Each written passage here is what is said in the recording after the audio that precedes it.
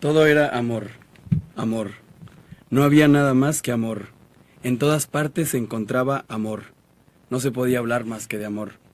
Amor pasado por agua, a la vainilla, amor al portador, amor a plazos, amor analizable, analizado, amor ultramarino, amor ecuestre, amor de cartón piedra, amor con leche, lleno de prevenciones, de preventivos, lleno de cortocircuitos, de cortapisas, amor con una gran M, con una M mayúscula, chorreado de merengue, cubierto de flores blancas, amor espermatozoico, esperantista, amor desinfectado, amor untuoso, amor con sus accesorios, con sus repuestos, con sus faltas de puntualidad, de ortografía, con sus interrupciones cardíacas y telefónicas, amor que incendia el corazón de los orangutanes, de los bomberos, amor que exalta el canto de las ranas bajo las ramas, que arranca los botones de los botines, que se alimenta de encelo y de ensalada, amor impostergable y amor impuesto, amor incandescente y amor incauto,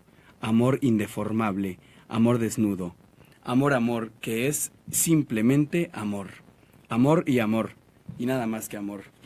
Buenas tardes, sean bienvenidos a su programa Café Filosófico.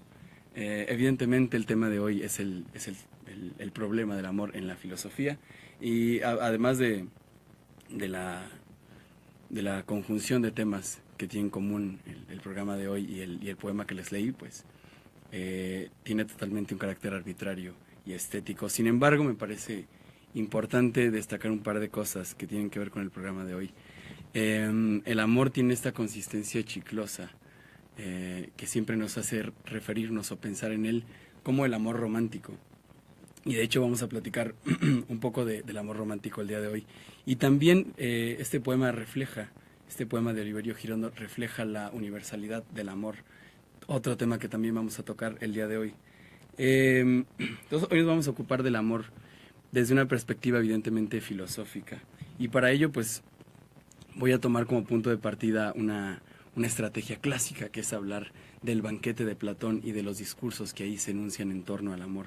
Esta obra tiene un interés no nada más por ser la primera en introducir el elemento irracional, el elemento amatorio en la filosofía, sino además tiene un valor estético bastante grande. La recomiendo muchísimo.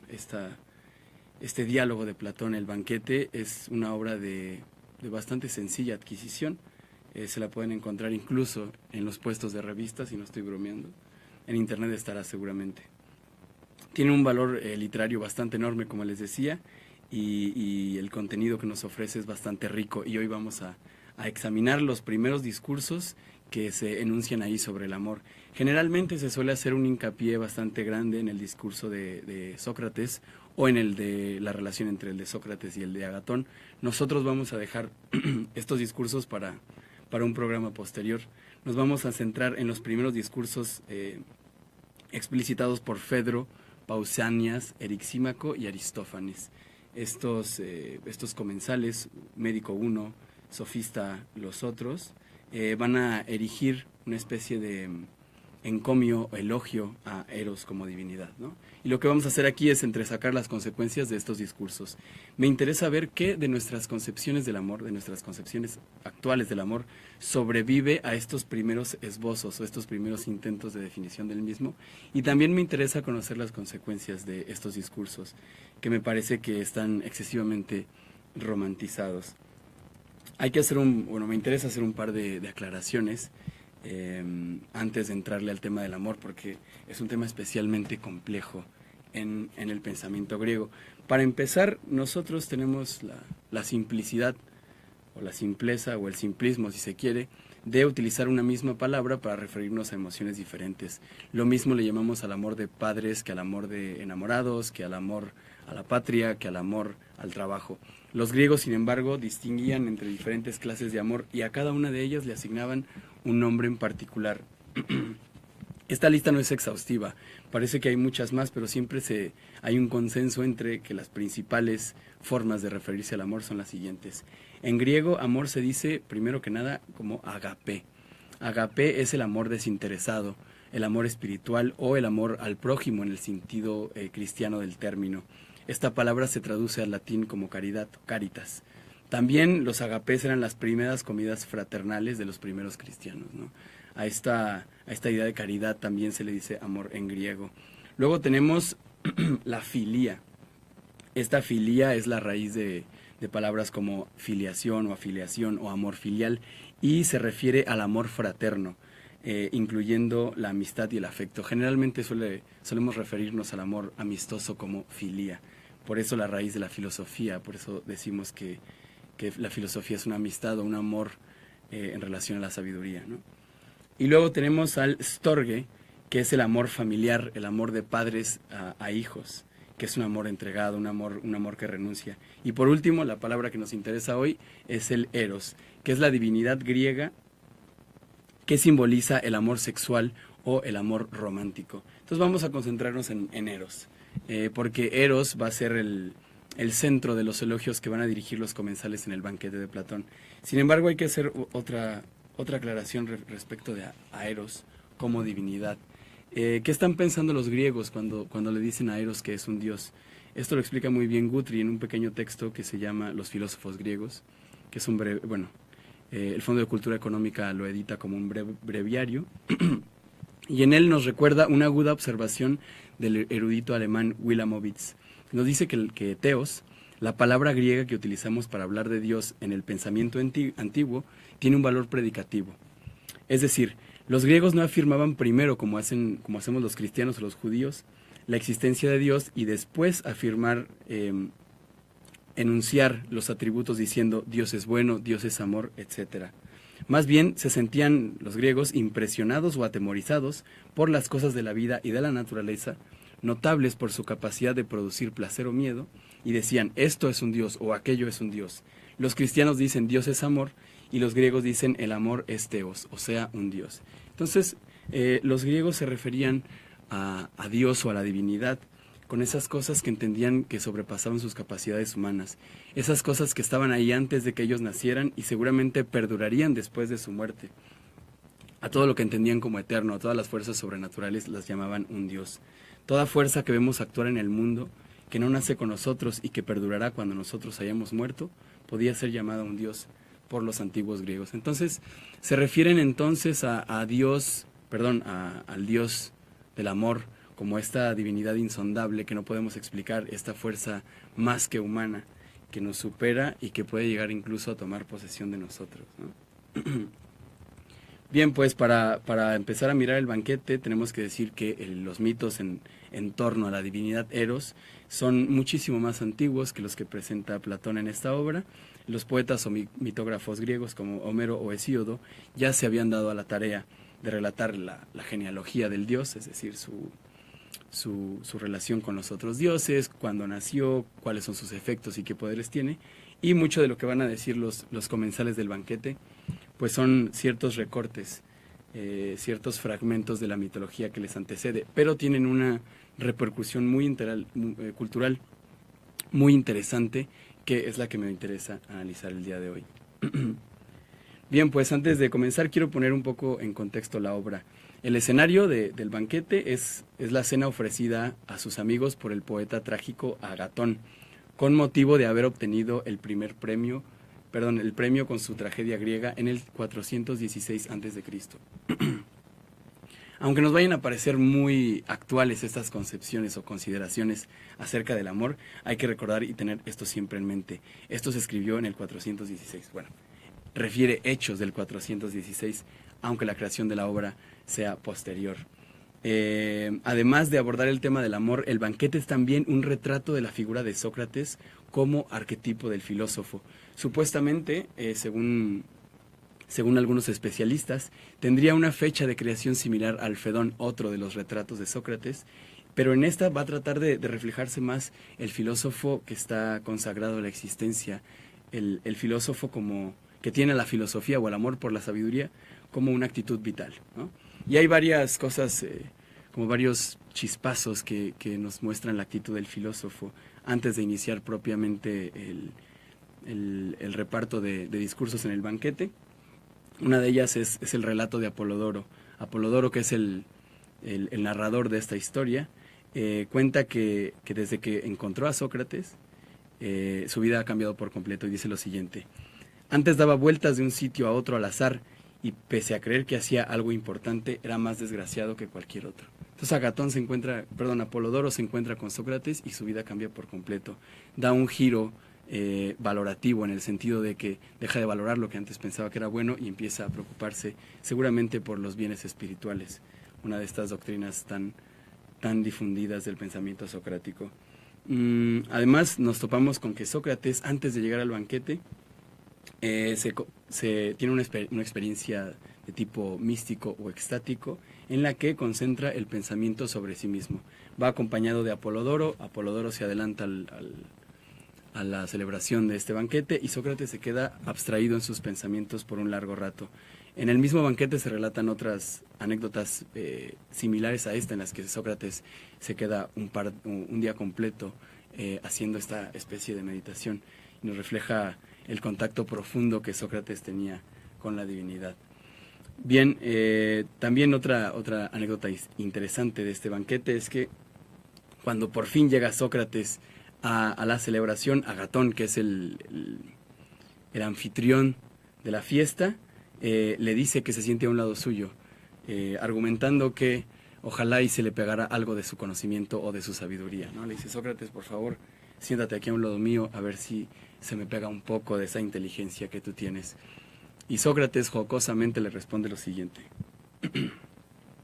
bueno sería, Agatón, que la sabiduría fuera una cosa de tal naturaleza que al ponernos en contacto unos con otros fluyera de lo que está más lleno a lo que está más vacío de nosotros, como fluye el agua en las copas. Parece que el saber de Sócrates no es un saber transmisible. Es famosa la frase o la predicación de Sócrates de negar su sabiduría y argumentar que él solo sabe que no sabe nada, ¿no?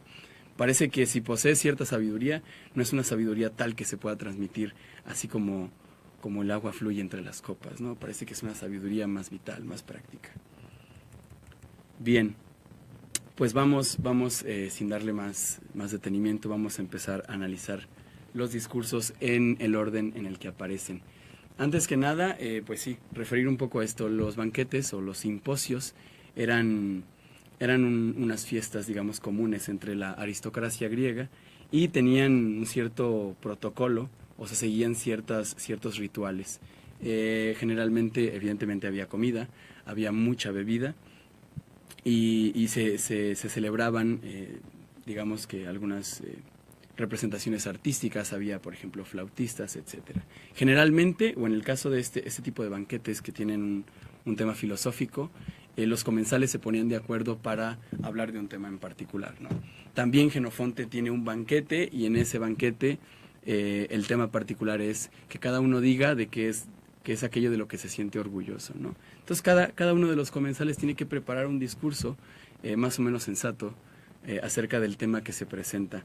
En este caso, Erixímaco, el médico que aparece en el banquete, es el que pone orden en la fiesta y decide primero que tiene que girar en torno a un cierto discurso y que se va a beber poco, dice, porque en la fiesta anterior, en la fiesta en la que celebraban a Agatón, el día que presentó su tragedia, pues habían bebido mucho y lo mejor sería que bebieran con moderación, ¿no? Entonces, Erixímaco pone orden y dice: bueno, vamos primero a establecer que beberemos poco y después me gustaría que hiciéramos un elogio a Eros, a esta divinidad del amor. Su justificación es que, y esta justificación la saca de Fedro, es que muy pocas veces se le habían dedicado encomios o elogios a esta divinidad en particular y la tiene bastante bien merecida. Entonces exhorta a Fedro a que comience el primero, justamente porque suya es la idea, y a pesar de que pueda entenderse esta sucesión de discursos con algún hilo conductor, pues los iremos analizando en orden de aparición, sin introducir ningún criterio que pueda ser artificioso o que pueda llegar a suscitar dudas, ¿no? Bien, pues Fedro es el primero en hablar y nos asegura que Eros es causa de los mayores bienes, pues, y lo cito: no sabría decir qué bien para uno recién llegado a la juventud hay mayor que un buen amante, y para un buen amante que un buen amado. Entonces, parece que Eros es causa de los mayores bienes para el hombre. Y esto es algo que podemos palpar nosotros con bastante regularidad en nuestra vida cotidiana, ¿no? La dicha que nos proporciona una relación puede llegar a ser mayor que cualquier otra dicha de las que experimentamos en el mundo. También el resto de las cosas pueden llegar a tornarse opacas si no tenemos con quién compartirlas, ¿no? Pareciera como si esta cereza en el pastel que implica una relación tuviera que venir a coronar nuestra felicidad. Nos sentimos incompletos si tenemos todo y decimos, ya tenemos un trabajo estable, tenemos una casa, hacemos lo que queremos, pero no tenemos con quién compartir esta relación. Este malestar cultural me parece que es, bueno, al menos puede verse desde aquí, como herencia del pensamiento griego, ¿no? Las cosas que nos importan no nos importan tanto como nos importa una relación, como nos importa tener o conseguir el amor con una pareja, ¿no? Puede incluso que estemos desahuciados, que no tengamos nada de qué enorgullecernos y aún así decir, no importa porque tengo el amor de mi vida y sé que voy a estar bien. Entonces pareciera como si el amor es el más grande de todos los bienes para el hombre, la solución de todas sus prisas, la solución de todas sus desdichas y sus infelicidades y viene a coronar una especie de incompletud permanente en la que estamos, no importa qué bienes consigamos, ¿no? Dice más adelante, ni el parentesco, ni los honores, ni la riqueza, ni ninguna otra cosa como el amor puede infundir lo que debe guiar durante su vida a un hombre que tenga la intención de vivir noblemente. No solo el amor es el más grande de todos los bienes, sino que el amor nos puede infundir una especie de guía para la vida, ¿no? Si queremos vivir noblemente, tan solo el amor puede enseñarnos. ¿Cómo funciona esto? Continúa explicando Fedro. Un hombre que está enamorado, si fuera descubierto haciendo algo feo, visto por su padre, por sus compañeros o por cualquier otro, no se dolería como si fuera visto por su amado. Parece entonces que Eros es motivo de vergüenza. Si nosotros nos encontramos robando, podemos llegar a ser lo suficientemente cínicos en el sentido contemporáneo como para decir, sí, robé y no me importa, me da igual. Pero parece que no podemos llegar a ser tan desvergonzados, excepto cuando se trata de el amante o de nuestro amor. Parece que con nuestro amor sí tendríamos una especie de recelo porque tratamos de ser la mejor versión de nosotros para esa persona. Esta es una visión muy romántica del amor. Nos hace mejores en un sentido bastante amplio, nos hace mejores personas porque nos avergüenza realizar actos negativos o actos malos. Esta intención de vivir noblemente se caracteriza por precisamente la vergüenza ante las feas acciones y el deseo de honor por lo que es noble. Tú quieres ser la mejor persona para la persona que amas. Más adelante continúa Fedro. Si hubiera alguna posibilidad de que exista una ciudad o un ejército de amantes y amados, no hay mejor modo de que administren su propia patria que absteniéndose de todo lo feo y emulándose unos a otros. Y si hombres como estos combatieran uno al lado del otro, vencerían, aun siendo pocos, por así decirlo, a todo el mundo. Ninguno hay tan cobarde a quien el propio Eros no le inspire para el valor, de modo que sea igual al más valiente por naturaleza. Por otra parte, a morir por otro están decididos únicamente los amantes. Más potestades se le atribuyen a esta divinidad, a Eros. Parece que además de ser el mayor de los bienes y aquel que nos puede llegar a infundir el valor para vivir noblemente y la vergüenza para detestar las acciones feas, también es el mejor guía, en la milicia, el mejor guía para conducir un ejército, porque los amantes, aquellos que se amaran, estarían dispuestos a abstenerse de todo lo feo, emulándose unos a otros, y podrían incluso vencer al más fuerte, vencer a todo el mundo. Eso también es una caricatura, ¿no? El amor mueve montañas, el amor nos hace vencer a cualquiera, nos vuelve invencibles. Ninguno hay tan cobarde a quien el amor no le pueda infundir una valentía de tal naturaleza que pueda llegar a ser más valiente incluso que los valientes por naturaleza. Y además nos conduce a la muerte. Cualquier otro motivo sería ridículo de aducirlo para morir si no fuera por amor. Y parece que a morir estamos justificados si es por amor. Entonces parece que se convierte también en esta visión de morir por el otro. Se ensalza como el mayor de los actos cometidos por amor. Y me parece a mí que hemos romantizado todas estas nociones y las hemos puesto en un punto muy alto, pero también puede verse un reverso de la historia. Lo que nos proporciona el amor, según el discurso de Fedro, sería entonces una sensación de vergüenza, que sería la piedra de toque como el elemento cohesivo de una cultura de la vergüenza. Eros produce la mayor capacidad de vergüenza y de emulación, es decir, para ser mejores, y por lo tanto es la fuerza con mayor poder de perfección de la naturaleza humana. Es decir, Eros también es un instrumento de domesticación. Si nos produce la suficiente vergüenza como para actuar noblemente, se podría convertir en una especie de herramienta, en una especie de arma para dirigir las acciones de los demás. Esto es feo de ser cometido, o es una aberración que cometas esto, es una aberración moralmente hablando, evidentemente. Nos conviene que tengas un amado o una amada que te frene ante las acciones feas, que elimine esa parte animal, esas pulsiones animales y naturales que tienes, y te haga una persona dócil y noblemente conducida. Además, el discurso de Fedro está profundamente anclado en la tradición cívica de la ciudad-estado. Esto me refiero al discurso que enuncia sobre la milicia, en que el valor superior debe ser preservado. El valor superior que debe ser preservado es la abnegación y la valiente disposición a defender la patria. El amor es un instrumento para mandar a las personas a la guerra y que estén dispuestos a morir por una batalla que no les corresponde. Un ejército de amantes, dirá Fedro. Pues sí, el ejército de amantes embelesados por su romance estarían dispuestos incluso a entregar su vida por la patria. También podemos poner una imagen más contemporánea, más de a pie. Laboralmente hablando, tienes mayor credibilidad si estás casado. Si alguno de ustedes ha tenido esta experiencia, las empresas suelen tener preferencia por aquellos que tienen una familia, aquellos que están en una relación. Parece que tienes más credibilidad si tienes una pareja. A mí me da la impresión de que eso también puede llegar a privarte de pugnar por las cosas que te corresponden. ¿A qué me refiero? Una persona que está enamorada o una persona que tiene una familia a quien dedicarse no se va a preocupar demasiado por si su salario es justo, por si tiene suficientes horas de trabajo, porque ya tiene una obligación mayor.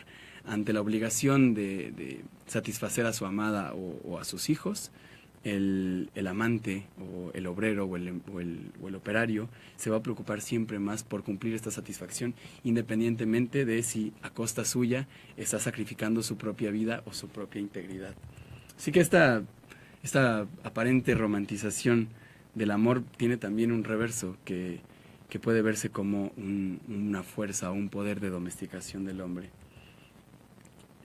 Concluye diciendo Fedro: en resumen, pues, yo por mi parte afirmo que Eros es de entre los dioses el más antiguo, el más venerable y el más eficaz para asistir a los hombres vivos y muertos en la adquisición de la virtud y de la felicidad. Entonces puede llegar a convertirse en la razón por la cual sigamos vivos. Ahí donde no tenemos otra razón para continuar, el amor nos puede infundir un propósito y nos puede dar una razón para seguir existiendo, para no pegarnos un tiro. Bien, pues antes de continuar con los siguientes discursos, me gustaría invitarlos a que se queden en el siguiente corte no comercial, en el siguiente corte musical. Vamos a escuchar la canción de Subconsciente, una banda local cretana que tiene una propuesta muy, muy buena, muy interesante de grunge noise, con su rola Tira el Dado. Invitarlos también al evento de esta banda, si les interesa y si les gusta, que se va a presentar el día de mañana. El evento se llama Tira el Dado Volumen 2, el Rooster de Barkovsky. En el Rooster está en Ezequiel Montes, aquí es donde se va a suscitar el evento. En Ezequiel Montes, casi llegando a Constituyentes, debajo de la colección 2. Entonces, si les interesa, el cover es de 50 pesos, y además de Tira el Dado van a estar otras bandas como Ginger, Just Another Day, Maidelman Trio, Subconsciente y Louis Don't Let. ¿De acuerdo? Entonces los invito a que se queden a escuchar a Tira el Dado y me comentan qué les parece.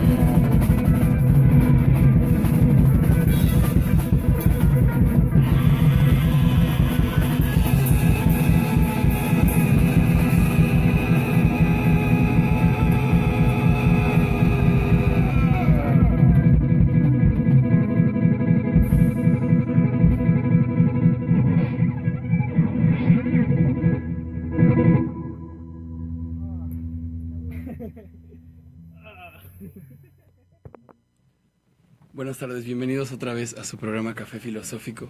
Estamos platicando acerca del amor y sobre los discursos que enunciaron los comensales del banquete de Platón, tratando de sacar sus consecuencias y también tratando de rescatar qué de ellos sobrevive en nuestras concepciones cotidianas sobre el amor.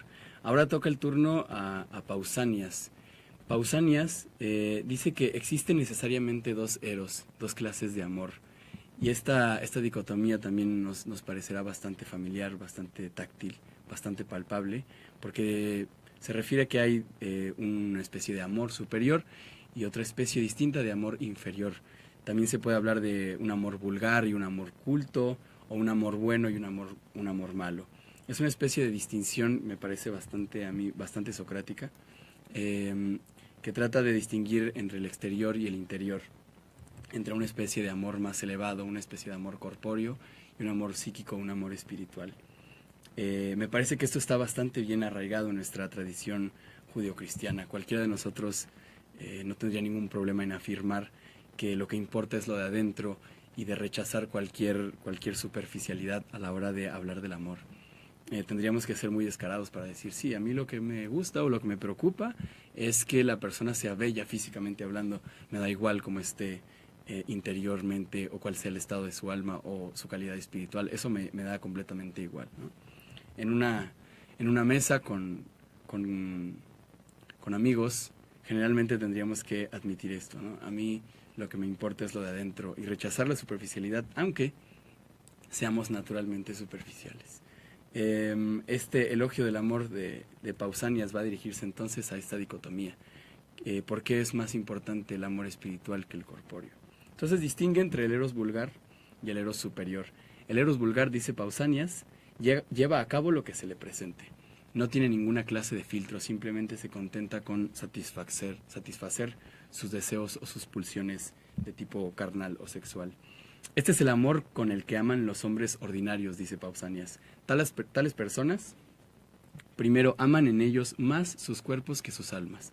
Están enamorados completamente del cuerpo. Y además aman a los menos inteligentes, con vistas solo a conseguir su propósito. Esta es una especie de amor pragmático, de amor que está buscando la inmediatez y la satisfacción. Por lo mismo, evidentemente no se va a buscar a una persona con una calidad espiritual, emocional o intelectual superior, sino lo que pueda llegar a satisfacer los gritos de la carne. ¿Y qué es esto? Pues un cuerpo bello y un rostro hermoso. Sin embargo, hay otra clase de eros, dice Pausanias.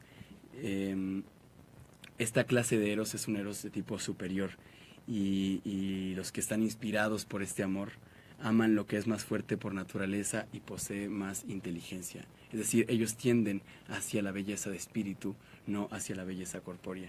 Algo muy interesante aquí es que, como habíamos mencionado al principio, Eros es una divinidad y como tal, cuando nosotros estamos enamorados, estamos poseídos por esta divinidad.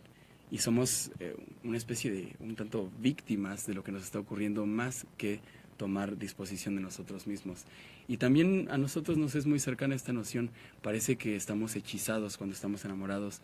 Parece que no controlamos nuestros impulsos, nuestros deseos de ver a la otra persona, nuestros deseos de estar con ella.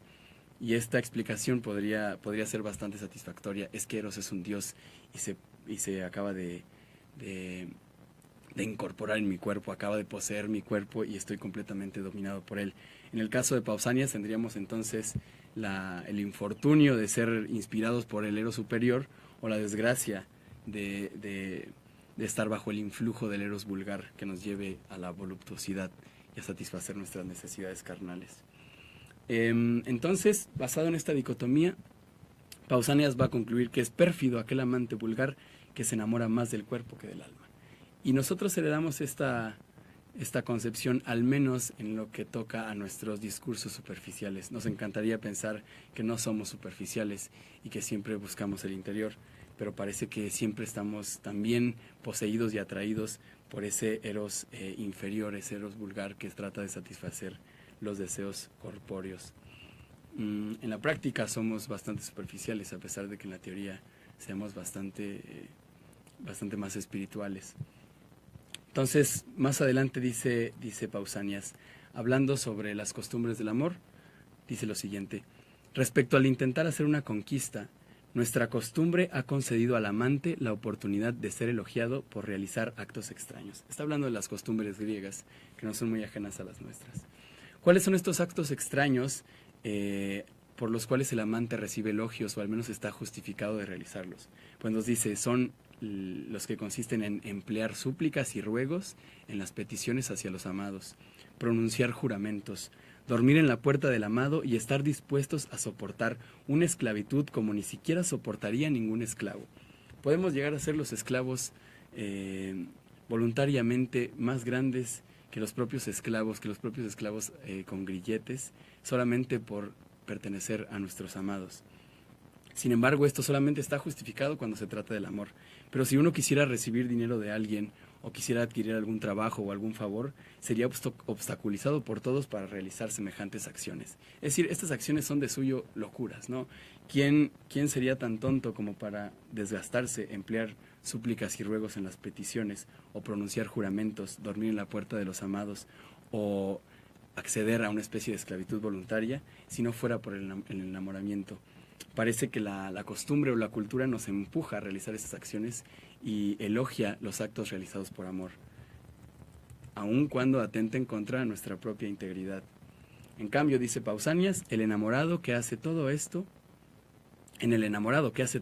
hay cierto encanto, y le está permitido por la costumbre obrar sin reproche, en la idea de que lleva a término una acción muy hermosa. Como el amor es una acción muy hermosa, justificamos al amante a realizar tales locuras. Y decimos, por ejemplo, ay, pero qué romántico es ese hombre, o qué lindo es en sus acciones. Está dispuesto a morir por su amada, yo quisiera tener uno así. Parece que es muy común romantizar acciones que pueden ir en contra de la propia autopreservación, tan solo por conseguir la posesión de la amada o del amado. Bien, pues el amor superior, dice Pausanias, es el amor de la diosa celeste. Celeste él también y de mucho valor para la ciudad y para los individuos, porque obliga al amante y al amado igualmente a dedicar mucha atención a sí mismo con respecto a la virtud. Todos los demás amores son de la otra diosa, de la vulgar. Entonces el amor espiritual nos hace también virtuosos, nos hace mejores personas. Es un buen guía en la dirección espiritual de uno mismo, pero también en la dirección de los demás. Esto también en contraste con lo que había dicho Fedro.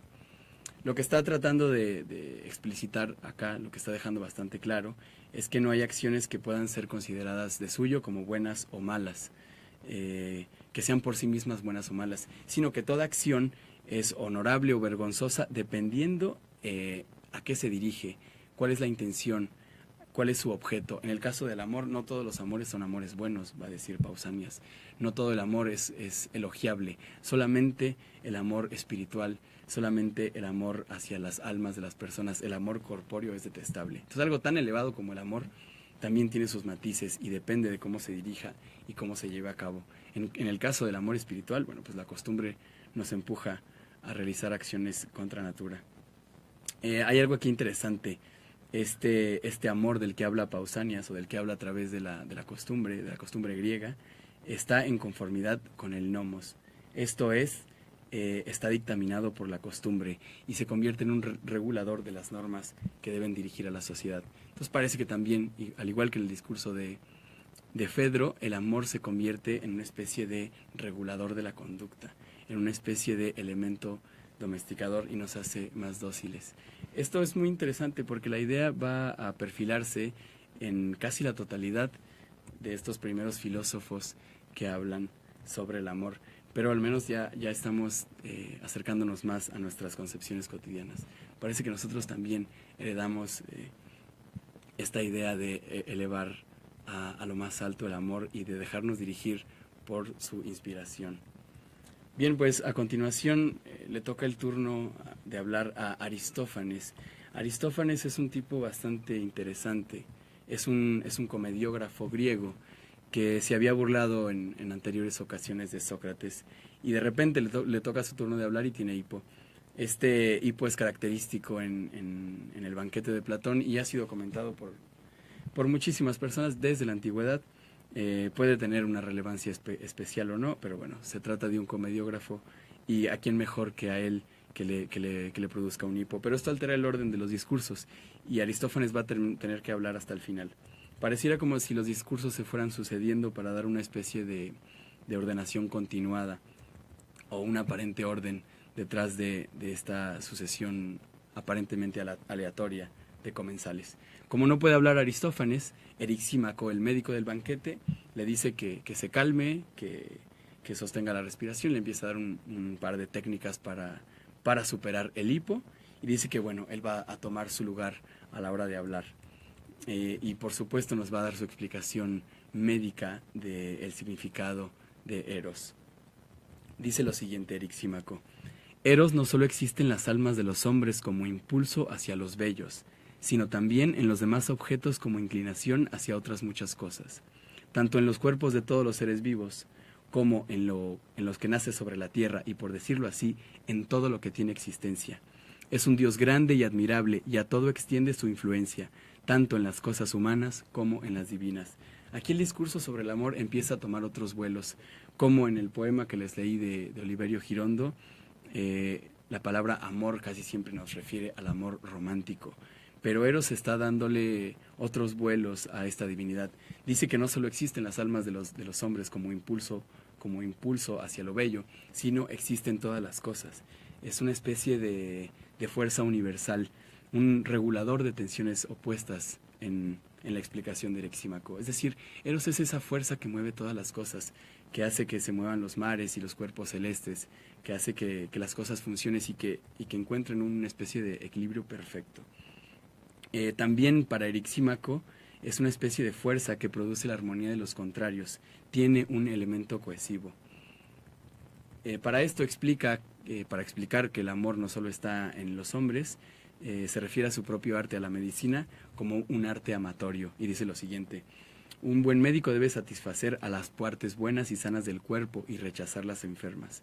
La medicina entonces pertenece al ámbito de Eros, puesto que su función es unir en amor y armonía los elementos más hostiles del cuerpo, es decir, los contrarios.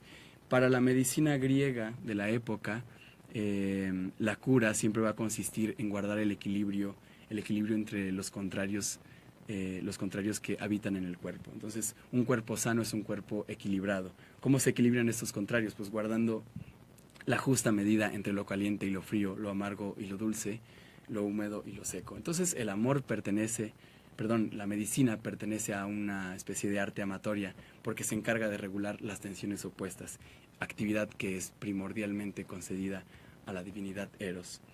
Entonces, añadiendo a lo que decía Pausanias de las dos diferentes clases de Eros, dice a continuación Erixímaco que aquel que se realiza en el bien con moderación y justicia, tanto en nosotros como en los dioses, ese es el que posee el mayor poder y el que proporciona toda la felicidad. Otra vez está apuntando al amor como el que nos puede llegar a proveer de la mayor cantidad de dichas y de la felicidad más grande para los hombres. No hay nada que pueda llegar a sustituir esto. ¿Cómo se alcanza? Bueno, atendiendo al Eros bueno, al Eros espiritual, pero siempre utilizándolo con moderación y con justicia. Es decir, no dejarnos arrebatar por esa pasión erótica, por esa pasión romántica, sino que emplearla como corresponde, con equilibrio y tratando de medir las tensiones entre los contrarios. Sin embargo, no desdeña al Eros más bajo. No lo despacha, no dice, bueno, ese Eros corpóreo, esa satisfacción corpórea que nos produce el Eros más bajo, el Eros que nos empuja a las pasiones carnales y sexuales, no hay que despacharla, sino satisfacerla con precaución y sin exceso. Erixímaco, como buen médico griego, nos invita hacia la mesura y hacia el equilibrio y nos dice que pues también hay que atender al Eros corpóreo. ¿Cómo lo atendemos? Con precaución y sin exceso, solamente cuando requiera ser atendido y no entregándonos a una especie de pulsión sexual permanente, a una especie de pulsión carnal de la que nosotros no seríamos dueños y en la que estaríamos en perfecto desequilibrio. Bien, el siguiente en hablar, y este va a ser el último de los filósofos, bueno, de los comensales, porque Aristófanes era un comediógrafo, el último de los comensales en hablar en esta primera camada de elogios en torno al amor va a ser Aristófanes, de quien ya les platiqué que era un comediógrafo famoso, famoso además por hacer una comedia sobre Sócrates. Lo pone ahí como una especie de charlatán que se columpia en una especie de pensadero y que tiene una especie de saber más sofístico que filosófico. El discurso de Aristófanes es muy ilustrador y muy ilustrativo para nuestras concepciones modernas sobre el amor, y a mí me parece que revela bastante la forma en la que nos dirigimos y la forma en la que tenemos ensalzado y romantizado el amor en nuestra vida cotidiana. Como les digo, va a ser el último filósofo en hablar antes de que el discurso tome un giro con los elogios de Agatón y de Sócrates, de los que nos ocuparemos en un programa posterior. Pues fíjense lo que dice Aristófanes. Aristófanes dice que el amor es el más filántropo de los dioses, el que más ama a los hombres, porque es el auxiliar de los hombres y médico de enfermedades tales que, una vez curadas, habría la mayor felicidad para el género humano. Intentará entonces explicarnos su poder. Entonces es el que mejor ama a los hombres y el que cura todas sus heridas. Bueno, si les suena esto, está en todas las canciones románticas contemporáneas. El amor que cura todas las heridas. Antes de explicarnos el poder de Eros, dice Aristófanes, es preciso que conozcamos la naturaleza humana y las transformaciones que ha sufrido. Y explica lo siguiente. 3 eran los sexos de las personas. Se refiere a una especie de etapa previa a nuestra cultura contemporánea o a su cultura contemporánea. Eran 3 los sexos de las personas: masculino, femenino y andrógino. El andrógino participaba de lo masculino y de lo femenino. La forma de cada persona era redonda, con la espalda y los costados en forma de círculo. Tenía 4 manos cada ser humano, 4 pies y 2 rostros perfectamente iguales, una sola cabeza, 4 orejas y 2 órganos sexuales. Parece que los griegos tenían una idea de perfección muy relacionada con el círculo. Nosotros éramos redondos porque estábamos ya completos, en el sentido, si quieres, metafórico o etimológico del término. Éramos redondos, estábamos completos y teníamos 2 pares de cada una de las cosas que tenemos ahora. Teníamos 4 manos, 4 pies y 2 rostros. No necesitábamos de ninguna otra cosa. Y no solo estábamos completos en este sentido, sino que éramos también extraordinarios en fuerza y vigor, y tenían un inmenso orgullo, dice Aristófanes, hasta el punto de que conspiraron contra los dioses. Éramos redondos, perfectos y fuertes, y además teníamos altas miras. Queríamos conspirar contra los dioses, queríamos bajarlos del Olimpo. Esto evidentemente le preocupaba a los dioses, y tenían que encontrar una solución. Lo más sencillo hubiera sido matar a los hombres, pero los dioses no se querían privar del elogio que recibían de los seres humanos, y tras pensarlo detenidamente, dice Erixímaco, dijo al fin Zeus: me parece que tengo el medio de cómo podrían seguir existiendo los hombres y a la vez cesar de su desenfreno, haciéndolos más débiles. Ahora mismo, dijo, los cortaré en 2 mitades a cada uno, y de esta forma serán a la vez más débiles y más útiles para nosotros, por ser más numerosos. Otra vez la idea de Eros como un instrumento de separación, de debilitación. Continúa el relato de Erixímaco, perdón, de Aristófanes. Andarán rectos sobre 2 piernas, y si nos parece que todavía perduran en su insolencia y no quieren permanecer tranquilos de nuevo, dijo, los cortaré en 2 mitades, de modo que caminarán dando saltos sobre una sola pierna.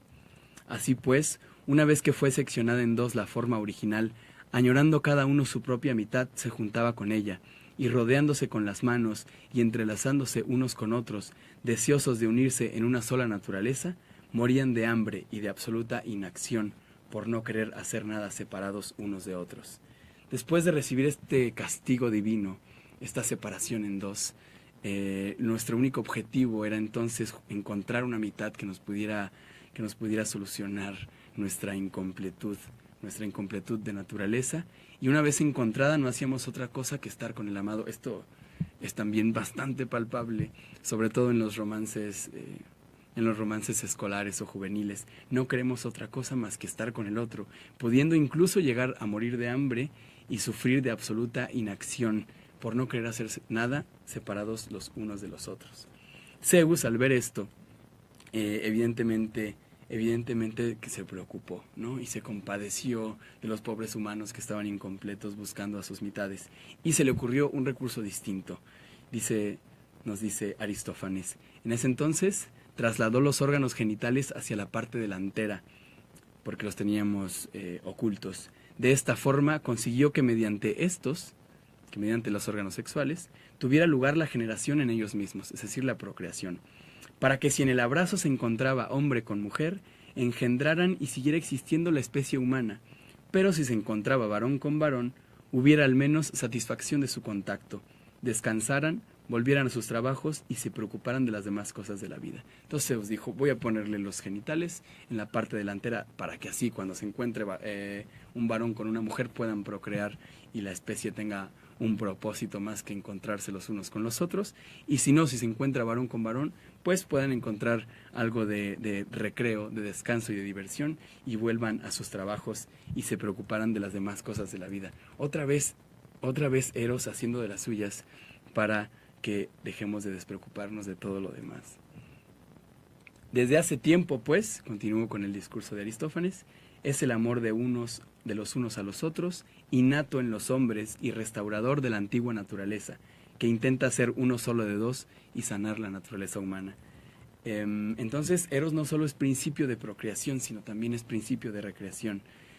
Sin embargo, parece que esta idea romántica de que estamos incompletos nos sigue persiguiendo, y piénsenlo otra vez, es un diálogo del siglo V antes de Cristo, y todas las canciones pop relacionadas con las medias naranjas y toda la cultura pop en general relacionada, toda la industria, a propósito del 14 de febrero, toda la industria del amor está basado en este gran mito que pronuncia Aristófanes, o que pone Platón en boca de Aristófanes. Todos nosotros estamos incompletos y nos pasamos la vida buscando nuestras mitades y fallando, no embonando y dejándonos atrás. Y de esto también se da cuenta ya Aristófanes. Parece que es muy difícil encontrar tu verdadera mitad. Entonces la promesa de Eros es una promesa para unos cuantos que verdaderamente encuentren su mitad en el otro. Continúo con el discurso. Continúo después de decir esto. A pesar de que nos encontremos buscando y no encontrando nuestras mitades, llega un momento en el que un par de afortunados sí encuentran a su mitad y ocurre algo extraordinario. Dice Aristófanes, pero cuando se encuentran con aquella auténtica mitad de sí mismos, quedan entonces maravillosamente impresionados por afecto, afinidad y amor, sin querer, por así decirlo, separarse unos de otros ni siquiera por un momento. Es evidente que el alma de cada uno desea otra cosa que no puede expresar, llegar a ser uno solo de dos, juntándose y fundiéndose con el amado. Amor es, en consecuencia, el nombre para el deseo y la persecución de esa integridad. Nosotros amamos porque queremos estar íntegros, porque nos sentimos incompletos. Antes, como digo, éramos uno, continúa Aristófanes, pero ahora por nuestra iniquidad, por nuestra astucia, por nuestro mal comportamiento respecto de los dioses, hemos sido separados por la divinidad. Y aquí está el gran mito de las medias naranjas. Nos infunden ilusión, esperanza, razón de vida, pero también tormento y causa de deceso de hombres y mujeres desde el siglo V antes de Cristo. También las decepciones amorosas pueden llegar a matarnos. Entonces tiene un doble filo esta idea romántica de las medias naranjas. Continúo con el discurso. Existe pues el temor de que si no somos mesurados respecto de los dioses, podamos ser partidos de nuevo en dos. Entonces vamos por la vida buscando la media naranja, porque si no, podemos ser partidos otra vez en dos y andar renqueando, saltando con una sola pierna. Pues si somos amigos de los dioses y estamos reconciliados con ellos, descubriremos y nos encontraremos con nuestros propios amados, lo que ahora consiguen unos pocos. Esta es la promesa de las medias naranjas. Pórtate bien, sé bueno con las divinidades y encontrarás a tu otra mitad.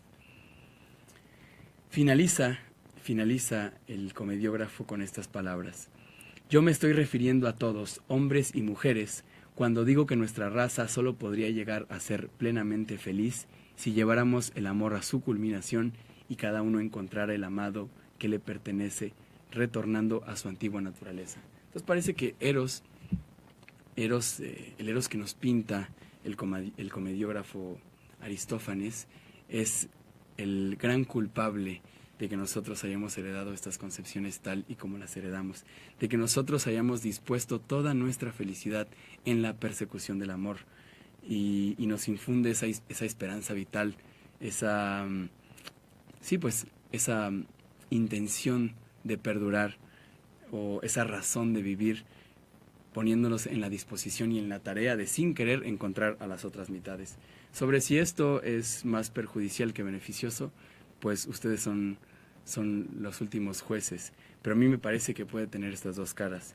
Y por lo demás encaja perfectamente con la decepción contemporánea respecto de las relaciones afectuosas. Encaja con la idea de que hemos estado viviendo bajo el influjo de ideas culturalmente arraigadas y que quizá no podamos seguir pensando en la idea de encontrarnos los unos a los otros solamente para alcanzar la felicidad de esa forma, sino que habría que encontrar otras maneras, ¿no? Y también ya en la antigüedad, aquí mismo y en otros discursos filosóficos, como el caso de los estoicos, el amor se va a convertir más bien en una disposición hacia la virtud, no el amor aprensivo como querer ser dueños los unos de los otros y no encontrar la felicidad hasta encontrar tu verdadera mitad, sino en reconfortarte en la idea de que cada uno por separado está trabajando para ser la mejor versión de sí mismo. Y ese amor, van a decir los estoicos, solo se puede trascender cuando se convierte en amistad. El amor es una disposición para la amistad. Bueno, pues aquí les dejo a ustedes estas ideas sobre el amor del banquete, extraídas del banquete de Platón, para que ustedes decidan lo mejor que pueden hacer con ellas. Esto fue todo por mi parte. Nos vemos en una próxima edición de Café Filosófico. Que tengan muy buenas tardes.